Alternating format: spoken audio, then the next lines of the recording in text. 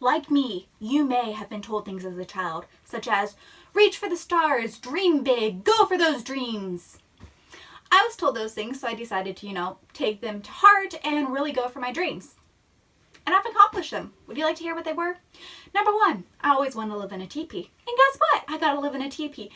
It was one of those epically huge teepees, like 18 feet across and 20 feet tall, and I could have a fire in it. I lived out there and started a fire with flint and steel and, cooked on. I didn't actually live there. I just slept there mostly and read books and started fires and sometimes cooked meals. It was so epic though. Then I looked through pictures trying to find some of my teepee and found some for my trip to Europe instead. But then I finally got to that point where you reach the age where you have to have a job, and so my teepee kind of fell to the wayside and I stopped living in a teepee. So I reached for my next big dream, which, believe it or not, was to live in a camper. I dream big. So last year I packed up all my belongings. Then I moved out of state to Kentucky, and I had this beautiful camper that I lived in. I still live there. Just, I had to come back home for a couple months because, there's this whole thing going on in the world right now where it's kind of shut down and we're supposed to all be quarantining. So, didn't want to be in a camper completely by myself for the next 6 weeks. So I'm back here in Ohio helping my family out because they just moved. So guess where I live now? In a barn! Ever since moving to my camper like 9 months ago, I was like, oh, I should get my camera out again and make more YouTube videos because I actually live in a unique and interesting place now. A camper!